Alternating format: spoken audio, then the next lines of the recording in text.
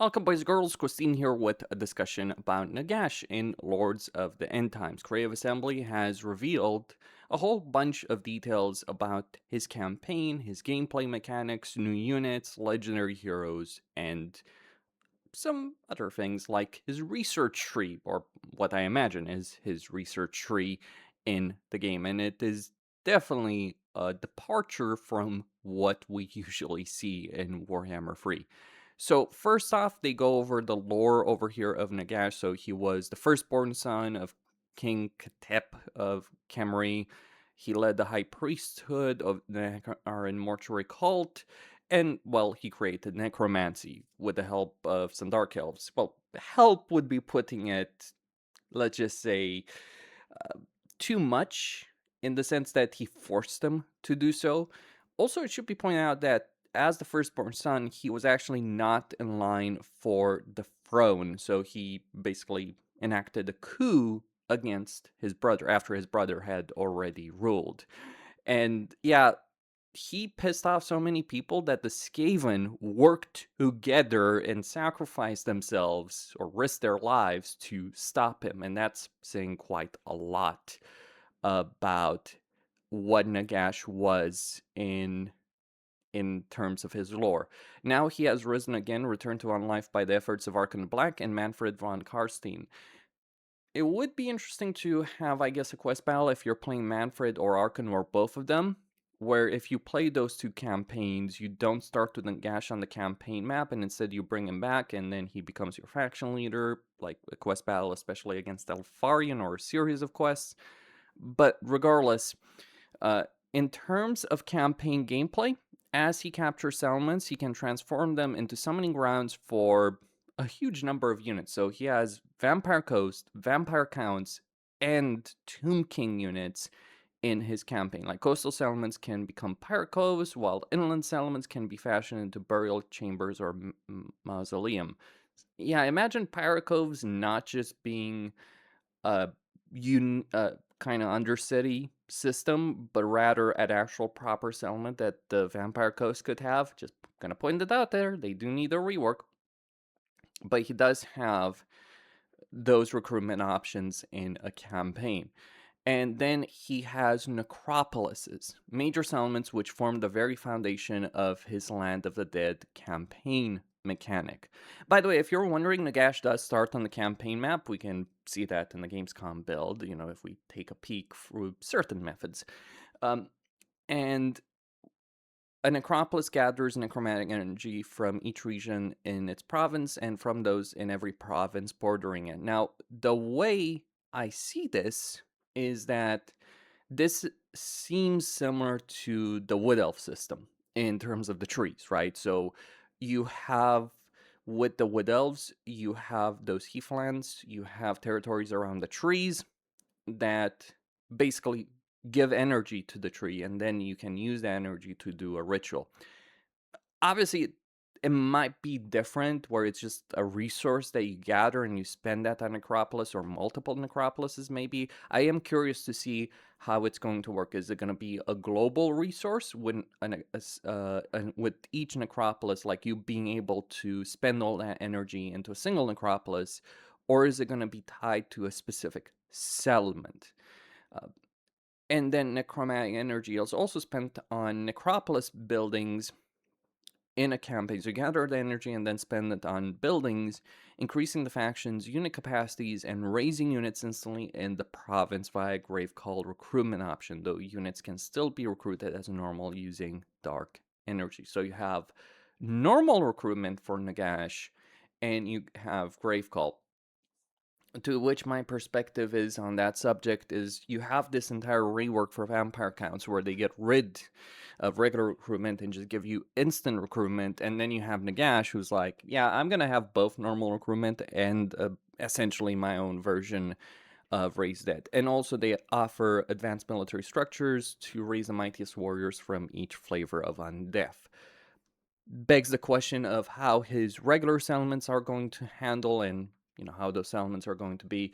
Because if you look at other factions that have these kind of like special settlements, you look at Warriors of Chaos, you look at Wood Elves, they only build outposts. Yes, There are some recruitment options for Wood Elves like Legard and Dryads in those outposts if you're talking about Wood Elves. But outside of that, it is very, very limited. It's mostly about the benefits, growth benefits, helping the trees. So you don't need to control those elements to get that energy into the trees in a campaign. And then, while not creating nightmarish combinations of undead warriors, Nagash conducts arcane research deep in the bowels of the Black Pyramid, his starring settlement and the source of much of his campaign development. So, is the Black Pyramid going to be like an Oak of Ages? This is where you question, is it going to be more like Wood Elves or is it going to be more like Warriors of Chaos? Because Warriors of Chaos don't have an Oak of Ages, whereas Wood Elves do obviously have it. And so with the Black Pyramid, maybe that's what they're aiming for. And it does, of course, bring up the question of like developing the Black Pyramid, because with the oak and with the Wood Elf trees, you don't need growth points, which is pretty relevant considering they're single region provinces, and the Black Pyramid of the Nagash is a single region province. Um, and then the Black Pyramid contains a vast array of nodes which govern upgrades for all aspects of his campaign, the many units he can recruit. These upgrades require empowered sigils within the Black Pyramid, and this can be done from many sources, but principally by constructing and improving necropolises. This is why I bring up the Wood Elf point, because in a Wood Elf campaign, you're working to heal those trees in a campaign, the various regional trees or provincial trees, to then heal the Oak of Ages. Whereas with this, it just seems like, oh, you improve Necropolis, that improves the Black Pyramid, and I'm guessing the resource we're going to use to improve it is going to be done with, it is just going to be those empowered sigils. Though that brings up the question, maybe for the actual building on the campaign map, because then we have this. I mean, this is a insanely in-depth research tree. So you have multiple paths, multiple choices, and we can see how many sigils we have right here in the campaign. There's also a tab on the left right here that's been filled up, I guess. Maybe that confers different benefits. The only thing that they show in any screenshot right here for the Black Pyramid is, in terms of what these things do, is this one where they just show you that you get the ability of recruiting direwolves, right? So that and Great Call recruitment as well for them. So maybe quite a few units are tied to that, though direwolves being tied to that, kind of, I don't know, not sure how to feel about. Would I care about direwolves otherwise? Not really. And I guess you can unlock various things, and like you're not tied to just like going down a certain path. The linking stuff together from the bottom there towards the top probably is going to be beneficial in a lot of ways, though, it remains to be seen how the specifics of that will work out. We actually just need to get our hands on it or be shown by Creative Assembly how this works in actions, be given a glimpse. And then there's the Mortarchs to his service. Legendary lords and heroes whom Nagash has chosen as his lieutenants. All of them have their own unlock conditions, and Arkhan, Nephrata, Lufer, Vlad, Manfred grants you immediate ownership over their armies and forces. Contrast that, by the way, with Vampire Counts, the Vampire Counts rework, where you lose all their armies and all of their territory, except the ones that have layers and covens if you're playing Nephrata. I mean, I've talked about Confederation. I think in general, the idea of Confederation, like the diplomacy of it could work much better. But if you're going to do Confederation, I think it makes sense to give the player the territory in that respect. And I certainly am not in agreement with the idea of like reducing a faction to zero, because then the reasons you do the benefits of a confederation as well as how that affects a campaign. Confederation is great if it forces you as a player or pushes you as a player to diversify how you're going to handle a campaign, like as opposed to having a normal campaign where you might not visit a significant portion of the campaign map. When you have a confederation like, say, Ulufer Harkon, like, would you ever go as Nagash in Lustria otherwise? Probably not. Vast majority of times until, unless it's world domination. But if you get Ulufer Harkon, especially with the coastal settlements, then you do suddenly have a reason for it. And also the question of the landmarks, how that's going to work for Nagash. Is he just going to have all of the undead landmarks or most of them? Probably not the pyramids that the Tomb Kings have, because Nagash would certainly not care to honor the dead. That's just who he is. There's also 3 legendary heroes in Dieter Helsenik, Valaharkon, and Krell. So Krell has been made a proper legendary hero. Kemmler actually starts with him in the campaign. Like, you can already see this in the Gamescom build that Krell is a legendary hero. Though, keep in mind, the Gamescom build is still very much work in progress, but still. Plus, a Poltergeist follower known as the Nameless, who grants any lord he is assigned to the ability to possess enemy units before a battle. So, that is the Nameless, Drakenfels, basically. And I guess doing it like this makes sense, though he really should be possessing individual heroes, right? Not an entire unit. Maybe single entities if you really want to talk about that. And Nagash really wants his stuff back by recovering the books of Nagash from various armies and settlements around the world who currently hold them. Nagash can empower them to grant him extra spells from Lords of Light, Vampires, Death, and Ehikara. So, on that subject of the books of Nagash, in the Tadi campaign, there is one very close to you, and it's the one in Altdorf. So if you take control of Altdorf, you gain that Book of Nagash. Now, as Tadi, I can just mention this, as Todbringer, you gain the Book of Nagash, and you can either sell it to someone, or you can keep it, move it to your capital. That might be interesting in a multiplayer campaign. Does beg the question if you can acquire these books as any of the campaigns, by the way, that currently deals with the books, be it Tomb Kings, Manfred, Volkmar, if you could just acquire these books through diplomacy or just buying them from a faction. It's not a lot of money right now in the Gamescom build that you get for selling it to whoever you're selling it. Probably just some agent of Nagash, I imagine. Or maybe the Skaven, who the hell knows, right? I would hate to think I'm selling stuff to Manfred, but you never know.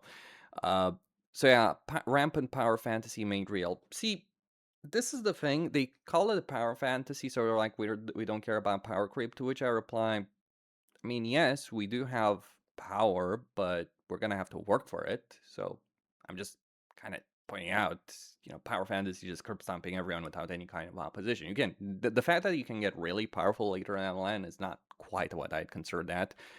And then we have Nagash, the gameplay elements. So Nagash is both a powerful spellcaster and a powerful melee combatant. So he gets Lore of Undeath. He can also get Lore of Light, Death, Vampires, and Ehikara by the books, if you care about those books. I think if you're playing a campaign as Nagash, it depends on where they're going to be, but if you're playing a campaign as Nagash and you're telling me I have to go all the way to freaking Altdorf for it, it's like, I'm not going to do that. Also, it should be pointed out the books themselves, the actual book that spawns in Altdorf, and there's another one in Karazak Rack in the Tadi campaign, those books, like, the books themselves, the location are still randomized, which seems Creative Assembly has done nothing to improve that, because it does suck that the books are randomized. It does suck. Like, it makes sense to have one in Altdorf, but getting it, maybe a quest battle would be in order, maybe some method, as opposed to just like, I just have to conquer this settlement. It also sucks in the game right now because you can't even gain them for diplomas. Like, an ally might have a settlement that gives you a Book of Nagash, and it's like, you won't gain it just by allying a faction. You literally have to take it yourself, which creates a lot of problems in playing campaigns that deal with it. But anyway, so he does have a lot of power right here. So he's kind of like a Drazov character, though minus the mount, because Nagash needs no mount, apparently, I guess. And this is, I admit, where it kind of gets a bit ridiculous. So, uh, he can unlock a number of range of Rise, Grave Call, army abilities. Why Rise? Why would the Z? Right? It just whatever. Game developers being silly. Uh, but he can raise units in the thick of battle. I mean, that makes sense, and we can see, number of units over here. What they're showing is like they're showing, weak infantry. Then we got spear hosts, Nagash warriors, crypt gold. So, outside of spear hosts, I'm curious how that unit's gonna play, but I don't think it's an in-game unit. It seems like a relatively cheap unit. But yeah, you're probably not going to care about those kind of units because you've got Tomb Guard, you've got Wraiths, you've got Grave Guard, and Depth Guard. And I gotta say, giving any faction Depth Guard is like just right there is the one of the few good units the Vampire Coast does have, besides some monster units. And it's like, we're just gonna give this unit to Nagash. That unit, while definitely in terms of like endgame potential, they're kind of the equivalent of Chosen of Corn. Uh, not with the shield version, right? But regular Depth Guard are kind of like dual wield Chosen of Corn, so it's pretty strong. And then we have Lamians, Handmans. Lamians are, guess, we'll see what the stat line is, but probably not an in-game infantry unit. But yeah, the combinations you'll have, I mean, I suppose it will make some Vampire Coast units more useful than, but on the flip side, here's the catch. You get Tomb King artillery, and with respect, Tomb King artillery is significantly better than Vampire Coast artillery. Like, yeah, Vampire Coast mortars strong, but Screaming Skulls are stronger. Carronades versus Screaming Skulls, I'd probably take Screaming Skulls all the same, though you might benefit from the way the projectile works. Then we have a legendary hero, so we have the Doom Lord of Middenheim, so Dieter. He can be subjugated to become one of his Mortarchs and proves a blistering powerful offensive spellcaster with Lords of Empire and Death. And Bound Burning Skulls spell and a unique undead manticore as a mount, so it's probably only going to be for him. And he can also be unlocked for Vampire Counts factions. All right, makes sense. And then we have Valach Harkon, combat caster hero, so because, vampires are casters. Famed Blood Knight, veteran of the Vampire Wars. He actually joined Nurgle in the end times, just kind of pointing out maybe Nurgle should have the option of corrupting him. Same with Isabella, by the way. He has lore of vampires. He's a melee specialist, Crimson Blade, magical attacks. He has the Blood Chalice, which he can drink from to regenerate lost health, or coat the sword for extra melee punch. And yeah, he's available for the Vampire Counts factions.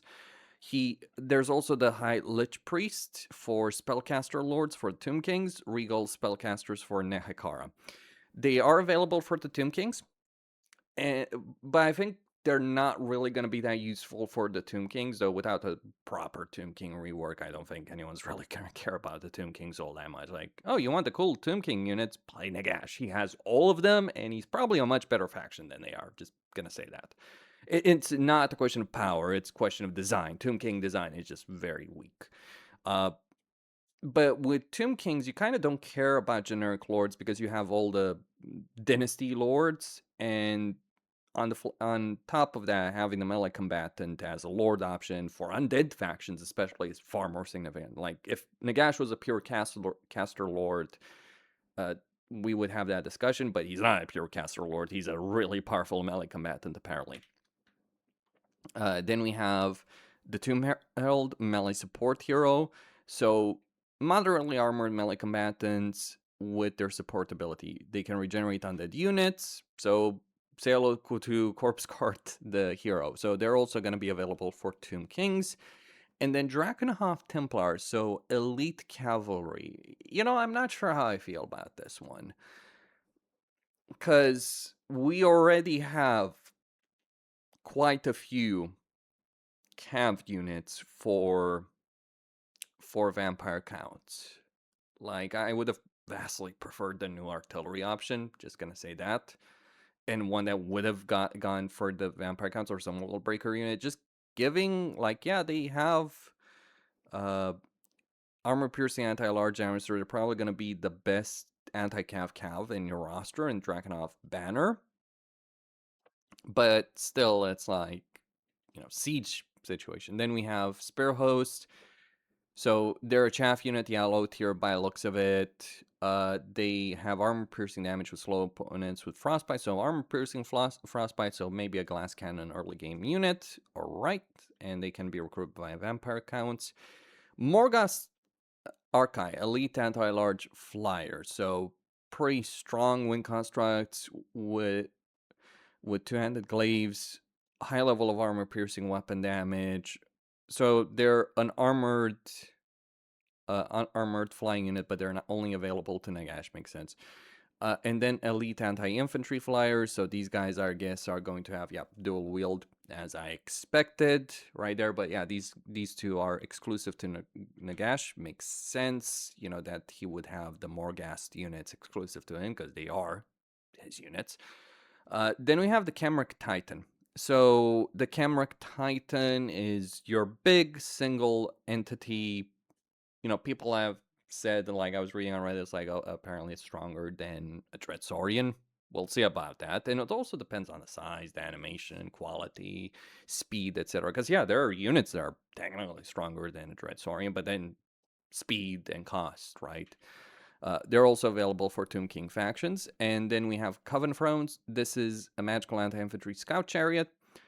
It can reveal enemies and can be recruited by the vampire counts. And it's supporting combat stats with frontline troops who combat buffs and melee debuffs against enemy units. And also dealing armor-piercing weapon damage, though it doesn't have heavy armor. So I'm not sure if you're going to want to use that even on Neferata.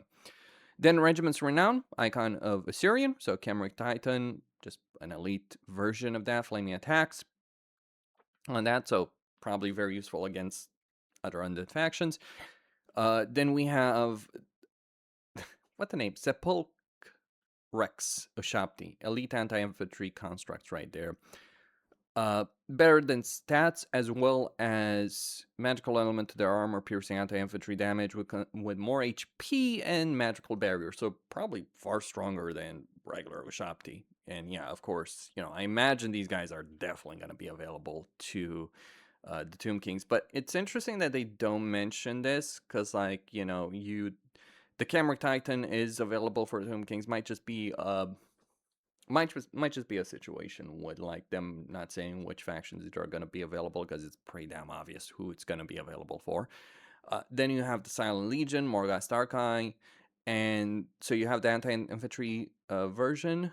They have stock ability, so they're sneaky bastards right there in a campaign battle situation. All right, so that is what we know about Nagash. How do I feel about what I've read? Also, what I may or may not have seen. I mean, I really am curious about this. I'll be honest, like, the whole mechanic of Books of Nagash, Confederations, Mortarchs, all that, some of it sounds interesting. Can't say I care much for the Books of Nagash, but I think this whole system of the Black Pyramid will make or break his campaign. And beyond that, it's what will make or break the campaign will also be the objective of said campaign. Because Creative Assembly has talked about, race reworks and all that. But what they haven't talked about is what are those objectives? Because campaigns can be made or broken a lot of the times by those objectives. Like, take, for instance, Malachi. The reason Malachi is one of the best, or the best campaign in the entire game, is not because he's a super duper powerful engineer lord, though he definitely is. Or that he's basically the personification of Gotrek and Felix. It's the objectives that he has. And not just the racial objectives, grudges, legendary grudges, confederations, but his adventures. So when Nagash, and with every campaign, I think that's going to determine how it's going to be. With Toddbringer, we have that whole Drakwold threat. where you're building up the Beastman threat. Basically, you get Beastman armies to attack Midland occasionally, and then you have a final battle with Kazrak. But we haven't really experienced enough of that to be able to really give any conclusion. Like, all you see right now in the Gamescom build is like you get one Beastman army at most in the entire campaign, or maybe two. I guess you could technically get two, but you basically get a really weak Beastman army that just rushes to middle end and just dies. But obviously, that's not the entire mechanic right there. So I'm curious about like how it's going to be with Kazrak. With Tanquil, interesting. So with Tanquil, we do have his final campaign battle available for the main menu in the Gamescom build, and that is, and we know all of them are going to have like a final battle. Like you have a Kazrak one with Toddbringer, you have one with Fanquil, and that brings up the question like what are Neferata, what are Glotkin, and what are Nagash going to get? But that's one thing, the objective system. This research tree, I'm of two minds of it. On one hand, I think it can work phenomenally well, especially if we can get a lot of different things, quite early, and then we have to make choices, and those choices are interesting. But the problem with the way research trees work in the game right now, the way the system functions is like there is a path, and it's much better than any other path, so you never really diversify. And the problem isn't just the fact that certain research is better than others. The problem inherently with the research tree is the fact that you can only research one thing at a time. Here, it does seem we're going to be able to get multiple things with just the resource, and it also incentivizes, like, depending on how that resource is gained and how fast it is, it also incentivizes you to go out there and do stuff in the world. But yeah, I'm really curious about that. I do like the fact that you will actually keep the empires of factions you confederate looking at you, Vampire Council. I'm not gonna let that go. It was silly. It was and is a silly decision by Creative Assembly to do that. Um, but yeah, like certainly rule of cool when Nagash definitely plays. Like he does definitely look cool. Uh, but I guess we'll see how he plays out. Like, it depends on what he's gonna get, how he's gonna get them. On one hand, you have the potential of really having very interesting and diverse armies, but it depends on unlocking units, recruiting units, unit capacities, etc.